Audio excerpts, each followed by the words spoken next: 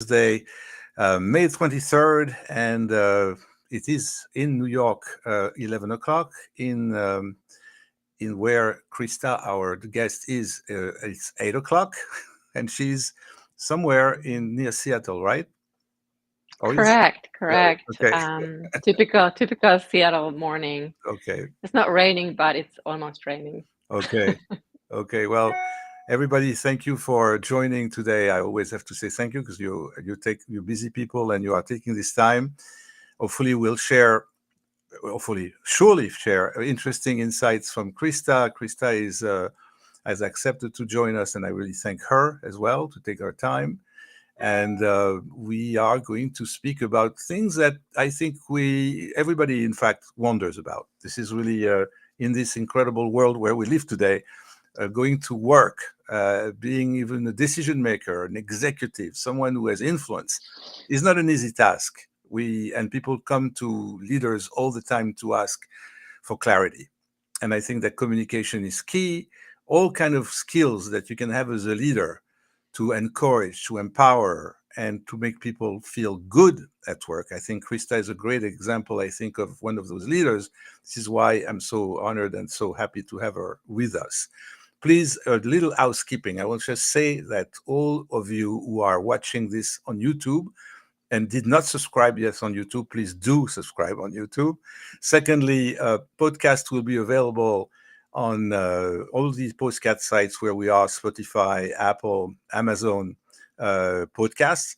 Those are recorded, and here too on LinkedIn and Facebook, or Instagram and X, Twitter. All of these places are now streaming and are going to remain there for you to see if you have missed anything. So this is what I say that. And if you have any comment to make while we're speaking, you can do this only from LinkedIn.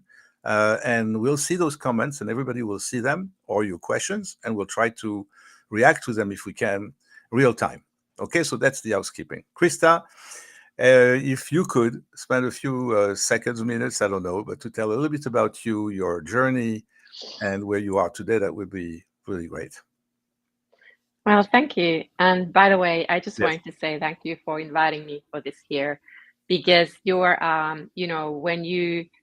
when you came into my life a few years ago as a coach, leadership coach, you made a huge difference in my career. So thank you so much, and thanks for the invitation today. My great pleasure. So I'm originally from Finland, and I would say I have always been interested in the world and bigger picture. And so I had the opportunity to study in Sweden and studied my career in Sweden at Apple. My first employer was Apple.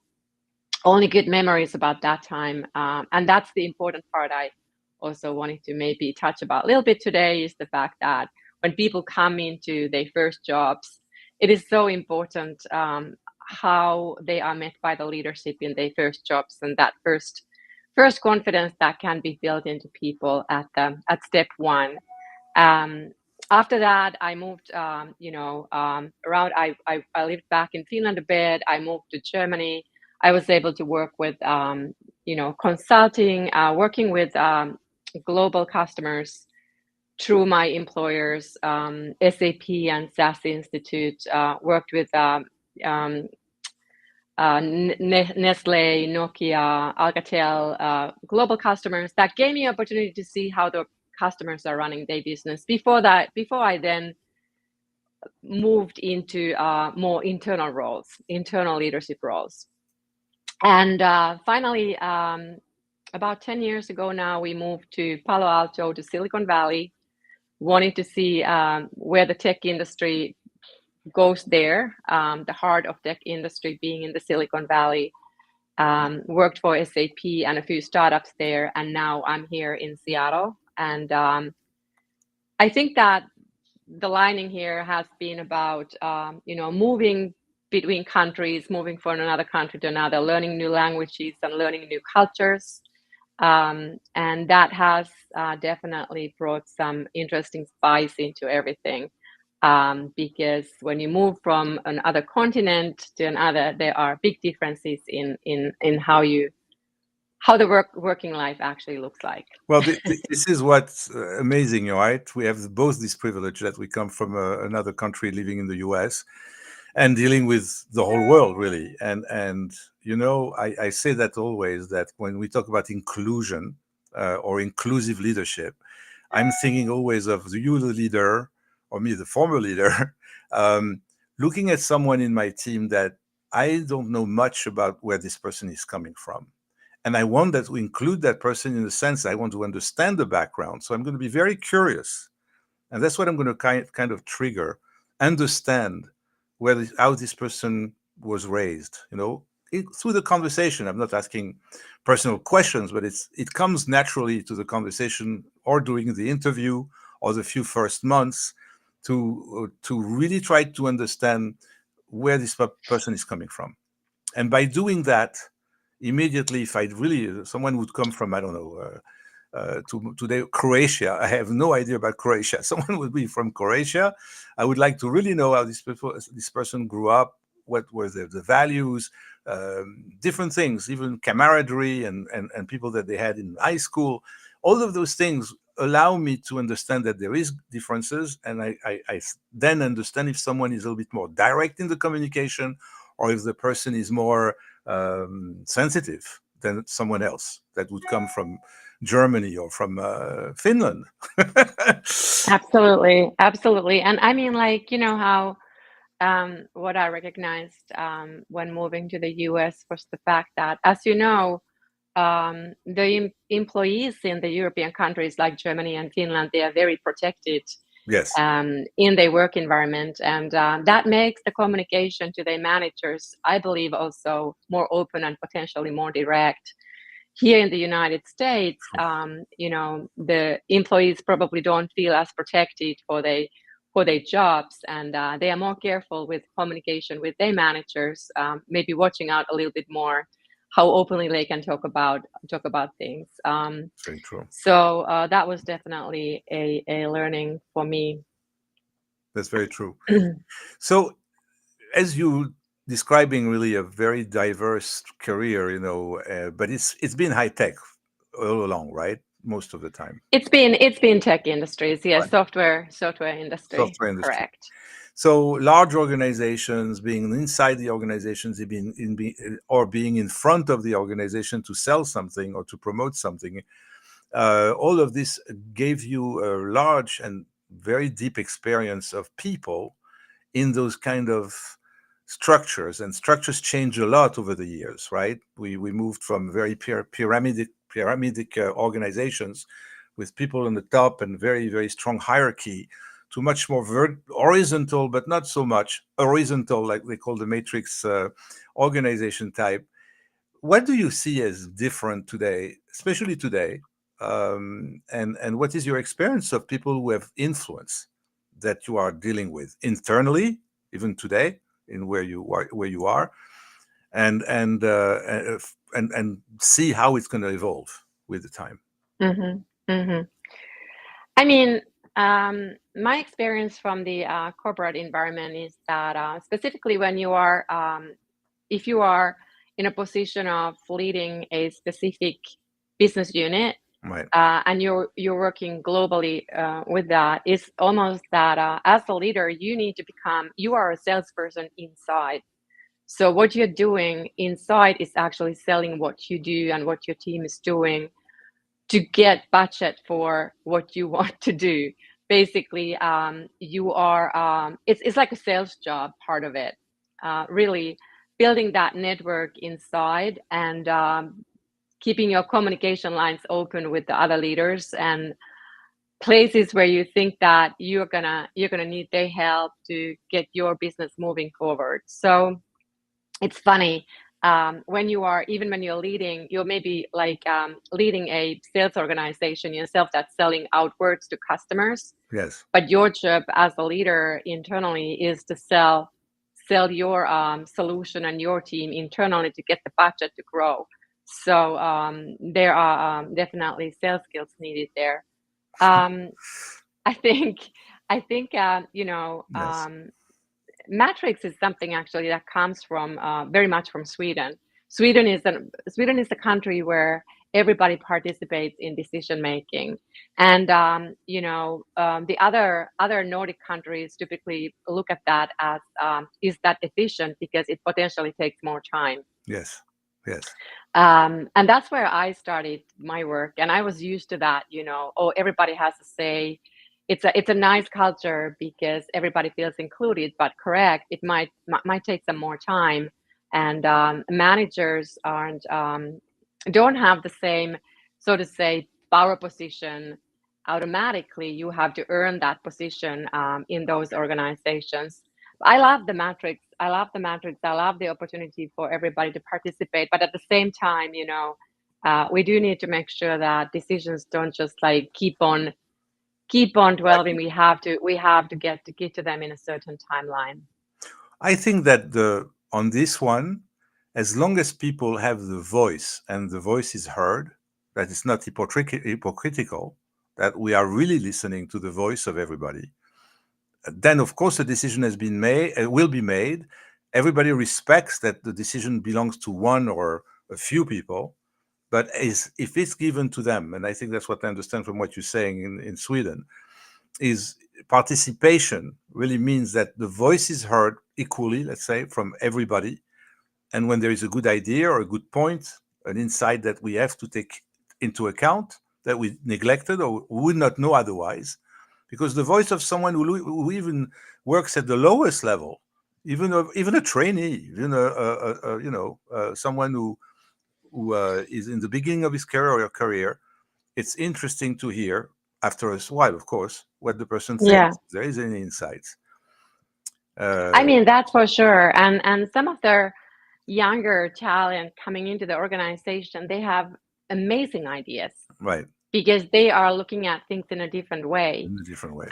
And so recently, I had a young talent in my team, and it was absolutely wonderful to watch her. She would take any opportunity to spend some time on a new project, and indeed, I gave her the opportunity to work on improvement of processes in our team, and said, and that, by the way, is an idea I'm sure many are using, but sometimes people tend to have this tendency of saying, hey, I want to change this, I don't like this, and so on. So if you open that door and open that channel to create a system where all improvement ideas are welcomed, and you create a community where those are discussed and budgets are calculated and what the outcomes could be, that's a great path for that. Right. And she was actually, the young talent was driving this in my team, and with so much energy and so much new ideas that she brought with her. So yeah. Okay. Great. One thing that I've seen as a big difference now, to get to the big cultural shock that sometimes we can get when we move from Europe to the US, or if we would go from the US to South America or to Japan for the same reason. What would be the most, I would say, for you, if you try to think about it, the most challenging one that you had when you moved from Europe to the US? I mean, it was definitely the communication, André. Okay. Yes, Communication. definitely the communication, not the language, No, not the no, English, not the English. Yeah, and so and definitely that, and I would say I still need to tell myself every time I'm writing to somebody that I need to remember to write, hope my email finds you well. Because in Europe, we would, in certain situations, consider that unnecessary, and we just go directly into the topic. And that is just that's a cultural thing. And I feel like we are here in the United States. What I have learned, though, as well, is that the positivity that and this making yourself actually aware of that kind of nuances is great, because it creates a warm and positive environment for everybody, so that we aren't necessarily just going very fast topics, but we also consider the so to say the human factor. I Right. feel like I have been always very topic oriented and going on the topic, but here I have learned in the United States to bring in a little bit more of that human factor into my communication. I am sure that everybody wonders what exactly is, in fact, is your line of expertise. What do you do today? What is the thing that could be called the theme of your career, and that you add value, in other words, in terms of an executive in a large organization? I'm just Right, to know. right. Yeah, and so that's what I have. My jobs have typically always come to me. I would say um, the lining in it has always been improvement and growth. So whether it's been taking an area like at SAP when we were in the software as a service industry, when we went into the subscription model and we started to look at how customer success looks like. Um, we had to think about how do we serve our customers better after they have bought the software subscription. And in at that time, for example, I led building digital customer engagement programs at SAP, where it was something new that had not done before, and we had to start that up, and we have to move reasonably fast, build an idea and implement it, and start measuring it. As well as when SAP then bought a new product called Litmos, where I went in there and I brought this product into the market with SAP. So building everything for the go-to-market, setting up the targets, and making sure that we are moving towards the right thing. So my career would have always been into the direction of the go-to-market and revenue management operations, and managing those teams that are linked into that.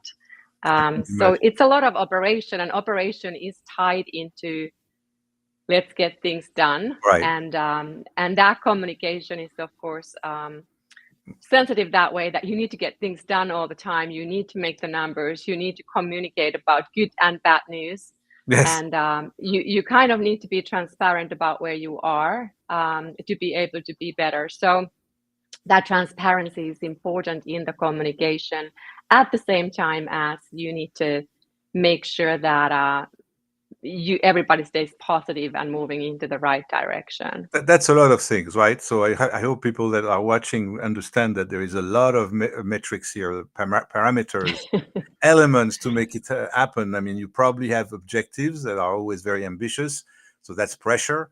You're not in sales, so you don't have a quota, but you are working with sales, and you are a resource to sales, from what I understand. And then when you're describing bringing something to market, a solution to market, a product solution or a service solution to market, I'm sure that everybody out there understand. It's a lot of people involved, a lot of departments, a lot at stake.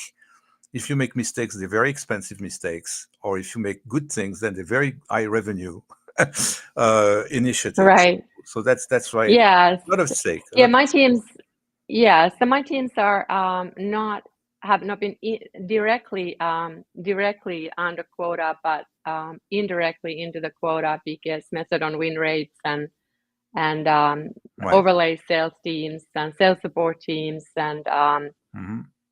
regarding all the like sales enablement and content that goes into the sales team. So everything that supports those people who are in the end Right. doing the final sale, and so everything before that and supporting that. So there's a lot of factors there that need to go right so that the sales can happen. And so we are the people that are making our salespeople, the base salespeople, successful, as well as the customer success teams. And at those times, obviously, I had a quota, because you have a quota on the renewal side. So you need to make sure that the renewals are coming in, and in many companies, this is the same issue. Is that with SAP, is that you have a different segmentation of customers, and those large customers that are bringing you a lot of renewals money Yes. They go into a bucket where you are able to provide support by people. Now comes a huge amount in numbers. The number of the so-called smaller digital customers is much larger than the number of customers that are bringing the large revenue numbers. So those ones have to be served as well as possible as well. And that is where my team worked with this thousands and thousands of digital customers and trying to figure out how we can support them as best. In the end, whether you are big or small, you need that help. You have to coordinate and make a lot of parties agree and come to consensus together. So if there is I cannot ask you to reveal your secret, but there must be some kind of a secret to overcome dynamics in organizations that usually can block you. They block you. This is not intentional, but people are sometimes thinking of other things than the bottom line, or other things than which could be logical to you, because you think of the straight line to get to point A, I need to go point B and then C. That would be the logic of someone, who is logical. But the thing about corporate or even smaller organizations is that people sometimes are not always cooperating, or there's a culture in the company that keeps, and I get to my point here, that gets usually, and I always think that I have some clients, I'm not saying you were one of them, but clients that have to navigate the matrix in that way, that there's a lot of politics, let's put it this way, and lots of steps that makes a project that is in fact under pressure with deadlines, difficult to reach or difficult to deliver, because many instances can be in silos, not understanding the need to cooperate. So what does it take? Because I'm sure that you got a lot of things done. You got a lot of things done, but what do you do to make them done when there is all these obstacles? Yeah, that's a great question. And you and I have definitely had several conversations about that. In my case, I would say when I hit the wall, I do need to go for a run. I do need to, there's a time of being frustrated. And then you just have to kind of get that frustration out with yourself.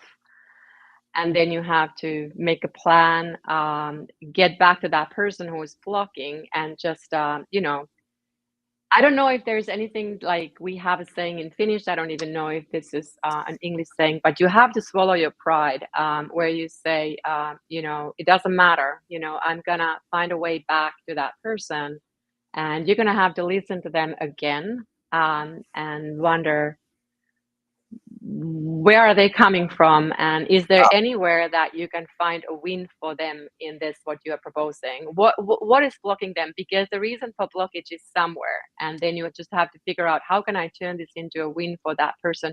Another thing that I do think is always helping everywhere is humor. Humor is always something that helps. Try to keep the humor in it, and understand that this is happening everywhere, every day. That's just normal. It's just normal that people play games or block things or something, and you just have to live with it and laugh at it. Maybe you need to, like I said, be angry for a while about it, and then let it go and make a plan. Thank you, Krista. You're really touching on something. I hope everybody listens to you carefully, just to reframe it a little bit, like I have to do always when I work with clients. It's very simple. I think Krista just said two very important things. One is put yourself in the other person's shoes. If there is a blockage, if the person is resisting something, try to understand the root of why this person is resisting. It's not always against you. You need to just get to the to the depth of why something is blocking. And when you don't understand, until you understand it, things will remain blocked. So, as you said, swallow your pride. I like that very much. Swallow it. Be humble. Put yourself in the shoes of the other. That's empathy, and usually that opens up communication. And if there is silos, that's probably one of the weapon for sure, efficient weapon, to cut the silo, because you understand we are in the same boat. That's in fact the thing people don't understand. They are in the same boat. They work for the same company, but they just resist it. So that's very good. And the second, I love it because we had some good laughs, Krista and I. So she has a great sense of humor, and it's true that it is not only breaking the ice, and it's not artificial. It's part of life. So if you are in fact good in your skin, and you're confident, you'll bring that sense of humor naturally. Then it becomes a human relationship, and then we build the relationship. And it's all about relationship. And I think that's what Krista is telling us, right? Yeah, and I mean, I had another thing that I've been using as well. I wanted to mention that change somebody, like send somebody from your team, send somebody to like Yeah. an agent to figure out what's going on the other side, like somebody you trust, and just say, okay, like let's put some agents on the way, and they go and talk and try to figure out from other people in that other team what's going on, why are they thinking that way, and then you are better armed to the next conversation when you know, because sometimes people have difficulties telling you directly Yes. what they're thinking. So if you indeed are using people in your teams and they actually talk and negotiate, that can actually work if the stakes are high, you know. Right. Right. But you know, otherwise, why not just have a face-to-face conversation and get things sorted out? Yeah, it's really a lot of about feeling, you know. If it's not you feel you're not the right person trying to convey the message, you probably have someone in your team to do so, or for another reason. But I think you're right. Leveraging your team, other voices, other faces, you know, that you can show up there in a meeting room or in a conversation to make things clearer, and that the people feel more comfortable, you know, working with you and towards the same goal. This is really what it is. Sometimes it's very, very elementary, very simple, but things get very complicated, and humans are very good at complicating things. So very nice. Well, now we have No to ask you a kidding. very big question. That's the question probably everybody is asking: is why a lion over there and why roaring?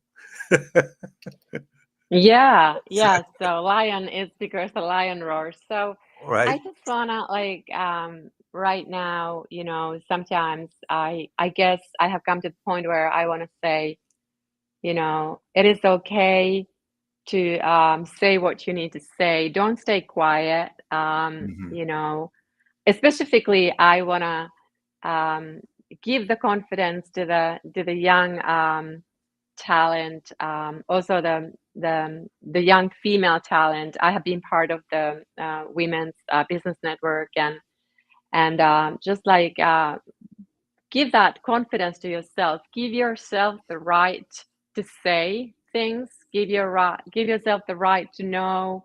Go to those meetings and bring in your knowledge. It is very, very helpful whatever age you are, you know, the experienced or in the early career, the leaders, I promise, they're looking for people with opinions. They're looking for people who have that drive to lead. Everybody loves the person who wants to take a lead and help. Everybody is really busy. I love people who come and say, "Hey, I have an idea, and I would be willing to take a lead on it." Because only having an idea is more work for me. But if you're ready to take a lead on it, that's amazing. So that's why I say, roar, don't whisper. Be heard. Say what you need to say, and you are going to be successful because people are looking for people like that. Right.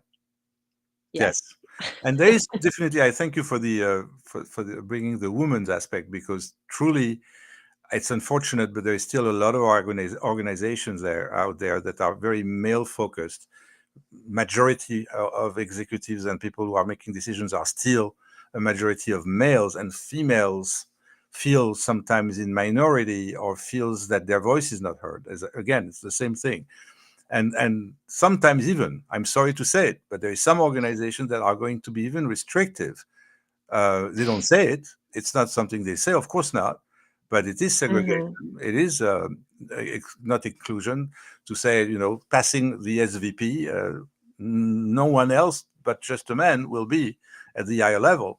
there is some companies that I know in the financial industry, in the software industry, that are very, very much like that still in 2024, and it is totally crazy.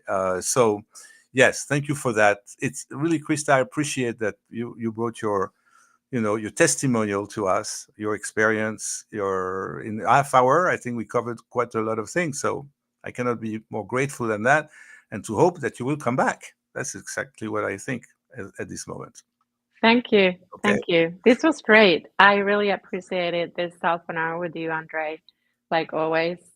Okay. And thanks for the opportunity to share some of my thoughts. I hope that it inspires somebody today, maybe with the next meeting they are going to, or Yes. the next meeting they are going to have with their managers, to take the moment and take the initiative.